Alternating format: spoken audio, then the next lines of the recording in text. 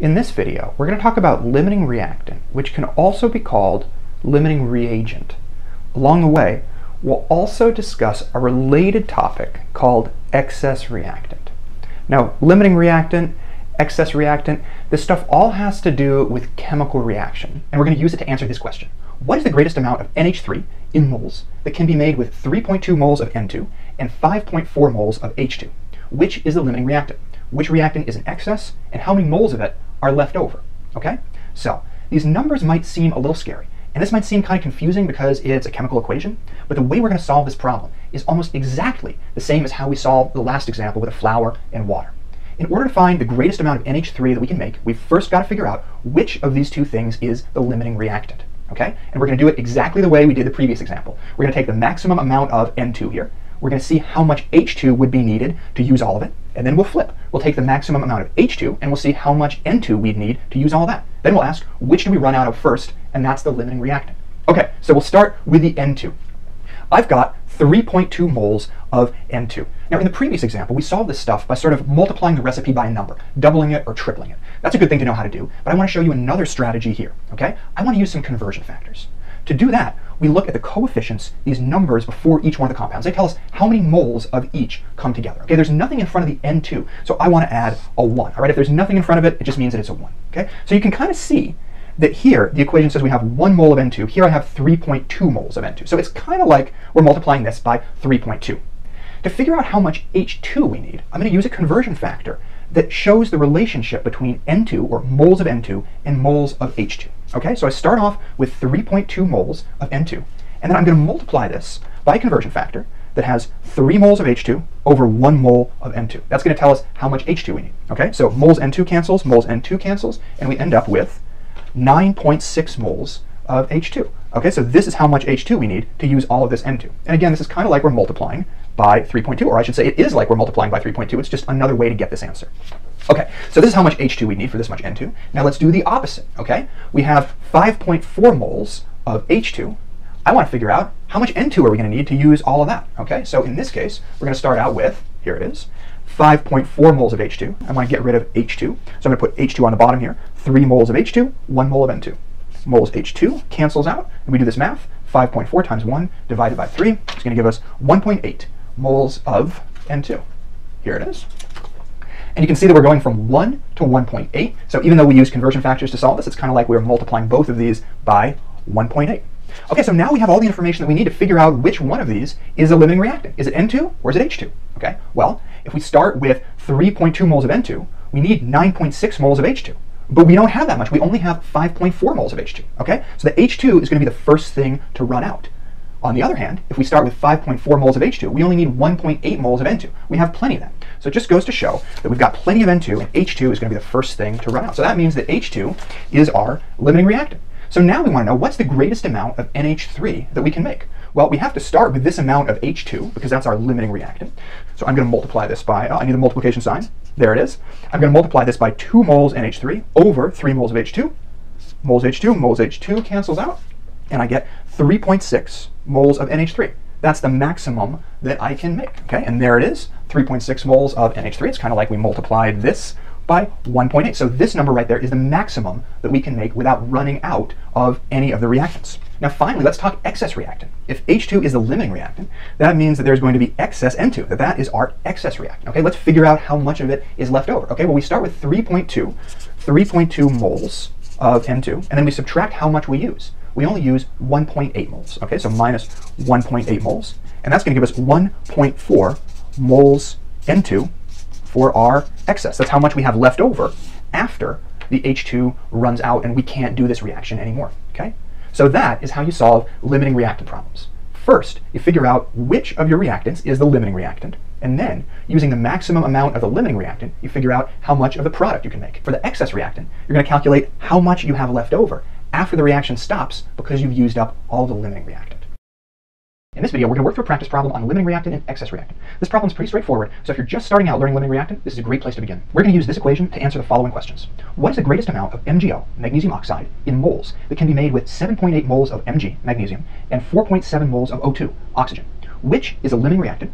Which reactant is in excess? And how many moles of it are left over? So this problem is all about moles. How many moles of this do we have? How many moles of this can we make? So I want to put this information about the number of moles that we have. I want to put this front and center. All right, we have 7.8 moles of magnesium and 4.7 moles of oxygen. This is what we're starting with. We're going to keep referring back to this information through the whole problem. Okay, so we want to find the greatest amount of magnesium oxide that we can make with this amount of magnesium and this amount of oxygen. In order to do that, we've got to figure out which of these two things is the limiting reactant. Is it magnesium or is it oxygen? To figure out which of these is a limiting reactant, we're going to ask a few questions. Okay, first, we're going to ask, to use all of the magnesium, how many moles of oxygen do we need? Then we'll kind of ask the reverse. We'll flip it around, and we'll ask, to use all of the oxygen, how many moles of magnesium do we need? We'll look at the answers from these two questions, and we'll figure out which of these runs out first. And the first reactant that we run out of, that is the limiting reactant. Okay, so let's go ahead and start with this question. I'm going to get rid of this paper right here, so we just have a little bit more space. And we want to find out, to use all of the magnesium, how many moles of oxygen do we need? Okay, so we're starting with the maximum amount of magnesium, that's 7.8 moles of magnesium. How much oxygen do we need to react with that? Well, I'm going to multiply this by a conversion factor that shows the relationship in this equation between moles of magnesium and moles of oxygen. Okay, there's a 2 in front of the magnesium, there's nothing in front of the oxygen. That means it's really a 1 here. We can write this in to make it a little easier. It's always a 1 if there's nothing in front of the compound. So this equation is telling us that there are 2 moles of magnesium for every 1 mole of oxygen in this reaction. Okay, so I want to get rid of moles magnesium. So I'm going to put moles of magnesium on the bottom. I have 2 moles magnesium, and then I have 1 mole oxygen on the top. Okay, so moles magnesium on the top, moles magnesium on the bottom. These cancel out, and the math is going to be this times this divided by this, which gives me 3.9 moles of oxygen. So what's this telling us? Well, it's telling us, if we want to put this in words, it's telling us that we need 3.9 moles of oxygen to use all of the magnesium. Okay, so we're going to put this right. This is how much oxygen we need to use all the magnesium. Now, let's ask the same thing about the oxygen. To use all of this oxygen, how many moles of magnesium do we need? Okay, so we're starting with 4.7 moles of oxygen. And we're going to multiply that by a conversion factor that gets us to moles of magnesium. So what's the relationship here?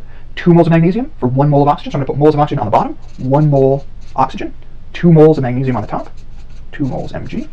We have moles O2 on the top, moles O2 on the bottom.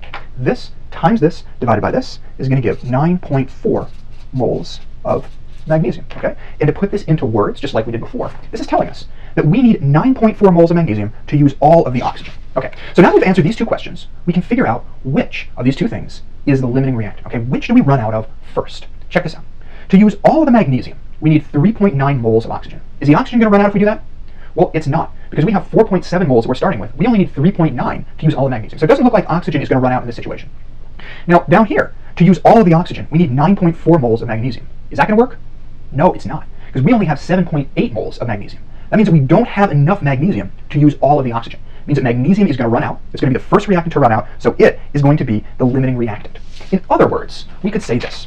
We could say that we have enough oxygen to use all of the magnesium, right? We have the 3.9 moles that we need. We have more than those 3.9 moles to use all the magnesium. We have enough oxygen to use all the magnesium, but we don't have enough magnesium to use all of the oxygen. We need 9.4 moles, we only have 7.8 moles. We don't have enough magnesium to use all the oxygen, so that means that magnesium is the limiting reactant. We don't have enough, it's going to run out. So now that we know that magnesium is a limiting reactant, we can figure out the greatest amount of magnesium oxide that we can make, okay? What are we going to start with, and how much of it? Okay, let's go back to this statement. We have enough oxygen to use all the magnesium, but we don't have enough magnesium to use all the oxygen. So that means that to make magnesium oxide, we're going to use all of the magnesium. We can't use all of the oxygen, okay? As you can see here, magnesium is a limiting reactant, so you're always going to start with the maximum amount of the limiting reactant. Okay, so we have 7.8 moles of magnesium, and we're going to multiply this by a conversion factor that shows a relationship between moles of magnesium and moles of magnesium oxide. They're both 2. So on the bottom, I'll put 2 moles Mg.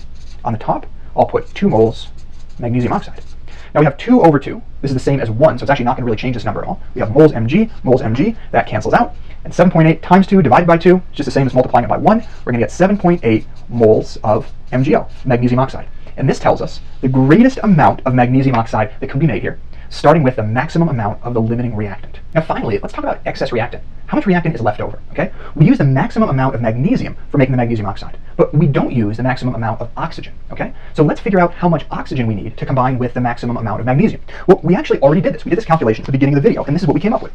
We need 3.9 moles of oxygen to combine with 7.8 moles of magnesium. So this is the amount of oxygen that we're going to need when we're making the magnesium oxide and starting with the maximum amount of magnesium.